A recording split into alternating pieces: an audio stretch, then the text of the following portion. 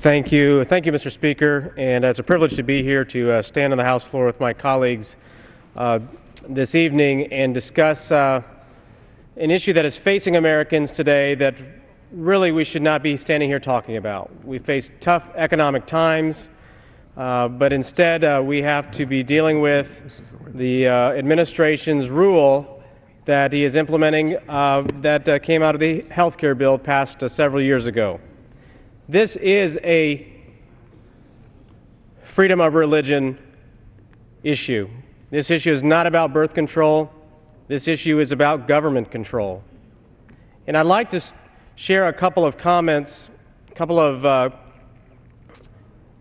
lines from our founding documents that I think are very important. I think one thing that has happened over the past couple of years is that Americans have become more familiar with our Constitution, because I believe the Constitution has the answers for the problems that we face today. Mr. Speaker, I'd like to share this particular line that was actually influenced the Bill of Rights and the First Amendment. All men are equally entitled to the free exercise of religion according to the dictates of their conscience. That is found in the Virginia Declaration of Rights.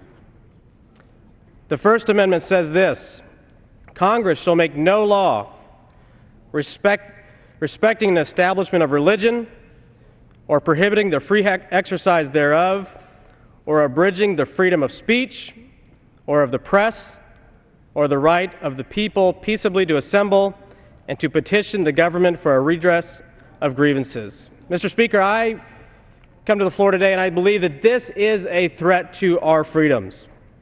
This ruling has put many Americans, I stand here as a Baptist, along with my colleagues from many different denominations, who believe that this is a threat to our freedom of religion. Could you imagine the outcry if the president told journalists what stories they could write? This is no less appalling. The president's decision to force individuals of faith to violate their conscience is a blatant assault on the First Amendment. One of the things that is so foundational here in America is that we are people of strong convictions. We are people of faith. And what this rule does is it puts the real American safety net at risk. We have so many faith-based organizations, charities, people that organize to help those who are in need. And they are the backbone of the social safety net of this country.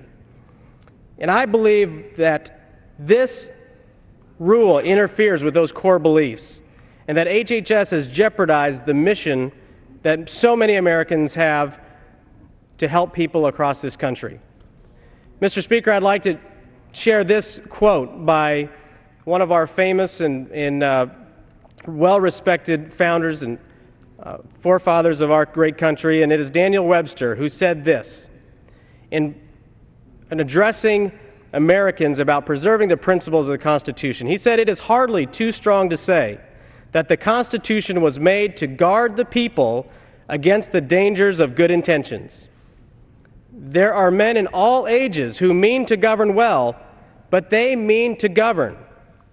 They promise to be good masters, but they mean to be masters." End quote.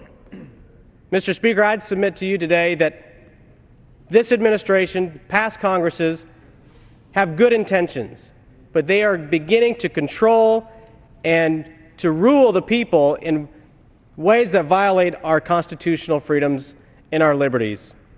So I want to thank the gentleman for organizing this special order, because I believe that the people must know that this is a rule that will infringe on their First Amendment rights. Last quote I'd like to read tonight is a quote from Thomas Jefferson. Thomas Jefferson says, "All tyranny needs to gain a foothold is for people of good conscience to remain silent." I ask the American people to voice their opinion, to voice their freedom, and to let their member of Congress know what this ruling does to the freedom of religion. Thank you, Mr. Speaker, and I'll yield back the rest of my time.